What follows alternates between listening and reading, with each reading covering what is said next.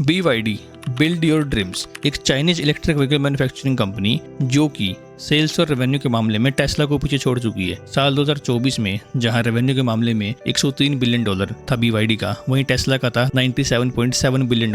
अब एक तरफ में तो BYD पूरी दुनिया की number 1 electric vehicle manufacturing company है, लेकिन अगर हम इंडिया की बात करते हैं तो वहां पर टाटा, MG और महिंद्रा इन सभी की गाड़ियां जो है ज्यादा बिकती है। लेकिन अभी पिछले कुछ टाइम से BYD इंडिया में एंट्री करने के लिए काफी ट्राई कर रहा है और 8,500 करोड़ के इन्वेस्टमेंट प्लान के साथ में रेडी है, बट इंडियन गवर्नमेंट BYD को अलाउ नहीं कर रही है अपना मेगा EV प्लांट सेटअप करने के लिए। बट आखिर इसके पीछे के रीजंस क्या है? अब वैसे तो BYD साल 2022 से ही इंडिया में अपनी गाड़ियों को बेच रहा है एज अ CKD और CB यूनिट्स, जिसकी वजह से उन गाड़ियों के प्राइसेस काफी महंगे हैं कंपैरिजन में। तो क्या इसका मतलब अगर BYD को इंडिया के अंदर एंट्री मिलती है और वो अपना मैन्युफैक्चरिंग प्लांट सेटअप करते हैं और उसके बाद गाड़ियों को बनाकर बेचते हैं, तो क्या वो टाटा, महिंद्रा, MG इन सभी कंपनीज को पछाड़ करके नंबर 1 बन पाएंगे इंडिया के अंदर? और एक सवाल ये भी है कि आखिर BYD इंडिया को लेकर कितनी इंटरेस्टेड क्यों है और 8,500 करोड़ रुपए इन्वेस्ट करने के लिए इतनी उतावली क्यों हो रही है? तो चलिए इन सब के बारे में बात करते हैं आज की इस वीडियो में डिटेल में।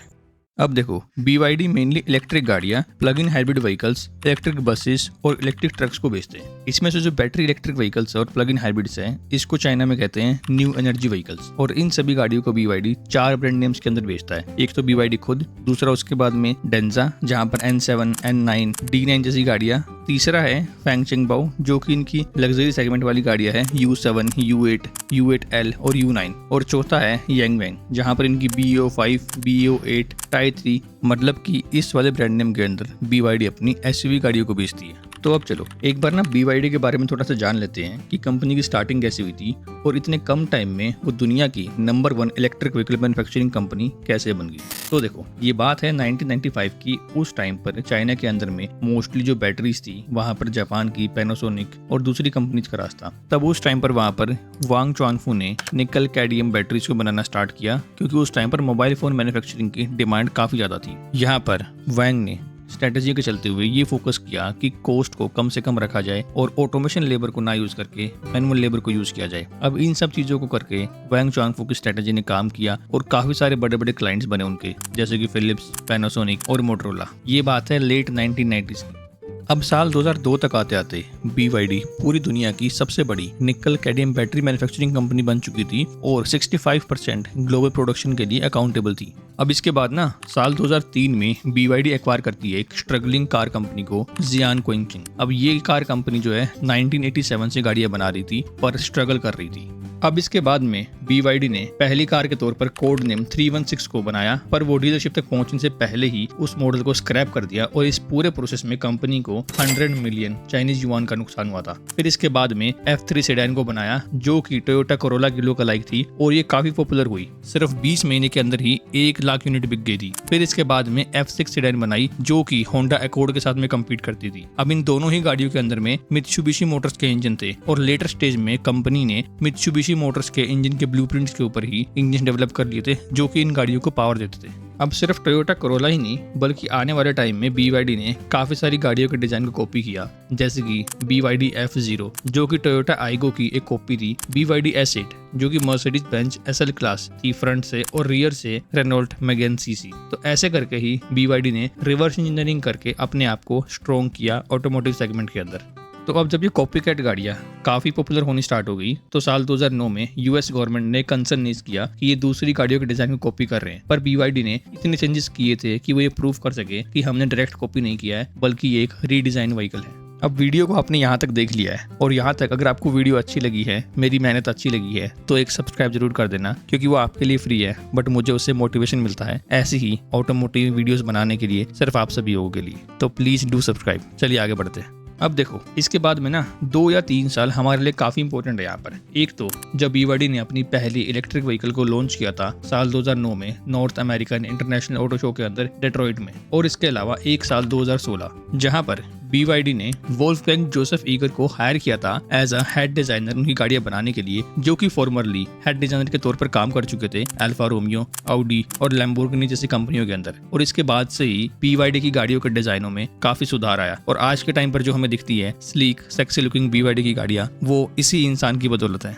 तो अभी ना इसके बाद में BYD ने फोकस करना स्टार्ट किया ग्रोथ के ऊपर और ग्लोबल एक्सपेंशन के ऊपर, जहां पर सबसे ज्यादा रोल निभाया उनकी न्यू ब्लेड बैटरी टेक्नोलॉजी ने।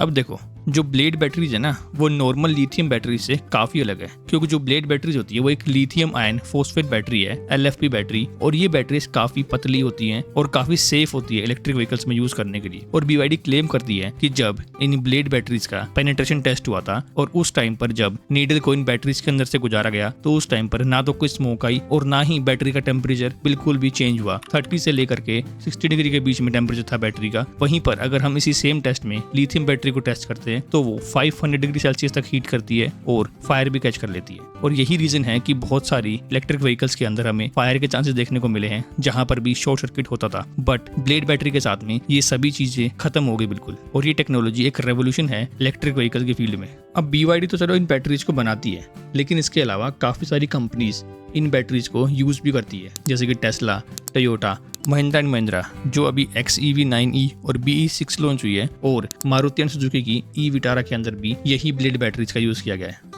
अब इसके अलावा BYD की टॉप 5 मार्केट्स की बात करें तो ऑब्वियसली बात है, पहली तो चाइना है जिसके अंदर की साल 2024 में 35 लाख से भी ज्यादा गाड़ियां बेची हैं। दूसरी है ब्राजील 76,000 से ज्यादा गाड़ियां। तीसरी है मैक्सिको 40,000 से ज्यादा। चौथी है थाईलैंड 26,000 से ज्यादा। और पांचवी है ऑस्ट्रेलिया 20,000 से ज्यादा गाड़ियां। पर इसमें इंडिया का नंबर कहीं भी नहीं है। पर जैसे मैंने बात की थी शुरुआत में कि BYD 8,500 करोड़ के इन्वेस्टमेंट प्लान के साथ में रेडी है, तो उसका नंबर यहाँ क्यों नहीं है, चलो इस बारे में समझते एक बार। तो अब देखो, BYD ने इंडिया के अंदर साल 2016 में एंट्री की थी, जहां पर वो बैटरी और बस चैसिस को सप्लाई करते थे ओलेक्ट्रा ग्रीनविच लिमिटेड कंपनी को। लेकिन साल 2022 में BYD ने अपना एक असेंबली प्लांट स्टार्ट किया था, जहां पर वो CKD प्रोसेस की गाड़ियों को असेंबल करने वाले थे। और सितंबर 2022 में E6 और नवंबर 2022 में Atto 3 ये 2 गाड़ियां लॉन्च की थी। और आज के टाइम पर Atto 3, seal sedan, E-MAX 7 MPV और सेलिन 7 SUV ये 4 गाड़ियां इंडिया के अंदर अवेलेबल है CKD या CBU इन दोनों रूट से। फाइनेंशियल ईयर 2025 में BYD ने 3,401 के अप्रोक्सीमेटली गाड़ियां बेची है, जो कि 90% ज्यादा है कंपेयर टू पिछले साल के, मतलब कि फाइनेंशियल 2024 के। और इसके साथ ही BYD इंडिया की 4th लार्जेस्ट EV मेकर बन चुकी है, जिसके पास में 3% का मार्केट शेयर है। तो चलो अब ना एक बार मुद्दे की बात कर लेते हैं। BYD इंडिया के अंदर इतना ज्यादा पैसा खर्च करके एक mega electric vehicle manufacturing plant setup आखिर क्यों करना चाहता है, और क्या वो टाटा, महिंद्रा और MG इन सभी कंपनीज को बिल्कुल खत्म कर देगा मार्केट से? वर्ल्ड रिसोर्सेज इंस्टीट्यूट की एक रिपोर्ट के मुताबिक इंडिया के अंदर में सिर्फ एक साल में 2021 से 2022 के बीच में EV सेल्स ग्रो हुई है 0.4% से 1.5%, जो कि ग्लोबल एवरेज का 3 गुना तेज है। सिमिलरली अगर हम डेटा भी देखते हैं लास्ट के 5-6 साल का, जहां 2019 में 1,64,000 EV रजिस्टर हुई थी, वहीं 2021 में 3 लाख, 22 में 11 लाख, 23 में 15 लाख से प्लस और 24 में 19 लाख से प्लस। मतलब कि सिर्फ 5 से 6 साल के अंदर ही EVs का रजिस्ट्रेशन जो है वो 12 गुना ज्यादा हो चुका है। अब एक इतनी स्पीड से बढ़ती हुई इलेक्ट्रिक मार्केट के अंदर में दुनिया की number 1 electric vehicle manufacturing company का आना तो बनता ही है। अभी आज के टाइम पर उनकी गाड़ियां महंगी है, इसीलिए वो ज्यादा नहीं बिकती है। पर अगर एक बार प्लांट इंडिया के अंदर में आ गया तो उनकी गाड़ियों की कॉस्टिंग कई हद तक कम हो जाएगी, जिसकी वजह से वो दूसरी गाड़ियों के साथ में कम्पीट कर पाएगी। लेकिन इन सब के बीच में आज के टाइम पर इंडियन गवर्नमेंट सबसे बड़ी हेड है BYD की, क्योंकि उनका $1 बिलियन का इन्वेस्टमेंट प्लान गवर्नमेंट ने रिजेक्ट कर दिया है because of national security concern और स्क्रूनिटी ऑफ चाइनीज इन्वेस्टमेंट। अब इन सब चीजों के ऊपर ध्यान ना गवर्नमेंट ने 2020 का गलवान वैली कॉन्फ्लिक्ट हुआ था ना, और उसके बाद में कई सारे चाइनीज एप्स को भी बैन किया था, उसके बाद से देना स्टार्ट किया है। और मुझे नहीं लगता कि गवर्नमेंट BYD को अलाउ भी करेगी। 1% चांस हो सकता है कि अगर कोई 50-50 जॉइंट वेंचर करे BYD के साथ में और कोई इंडियन कंपनी जैसे कि रिलायंस हो गया या अडानी हो गया, तो वैसे तरीके से BYD इंडिया में आ सकती है। बट उसके बावजूद भी टाटा, महिंद्रा और MG जो कि अपने आप में काफी बड़े ऑटो जायंट्स हैं, उनको बिल्कुल खत्म करना तो पॉसिबल ही नहीं है BYD के लिए। हो सकता है वो एक अच्छा खासा शेयर मार्केट में हासिल कर ले 5%, 10%, 15%, पर टाटा और महिंद्रा और MG तीनों ही कंपनी जो है काफी एडवांस है और रिसर्च एंड डेवलपमेंट फैसिलिटी उनके पास में काफी एडवांस है। वो अपनी टेक्नोलॉजी के ऊपर भी काम कर रहे हैं और आने वाले टाइम में जो भी कंपनीज डिपेंडेंट है BYD की ब्लेड टेक्नोलॉजी के ऊपर, उसके ऑल्टरनेटिव वो ढूंढेगी और अपने आप में सेल्फ डिपेंडेंट काम करेगी मार्केट के अंदर और अपनी गाड़ियों को बेचेगी। तो बस यही था आज की इस वीडियो में। मैं आशा करता हूँ कि आपको वीडियो पसंद आई होगी। पसंद आई है तो वीडियो को लाइक कीजिए, चैनल को सब्सक्राइब कीजिए और मैं आपको मिलता हूँ ऐसी अगली वीडियो में। तब तक के लिए take care and good bye.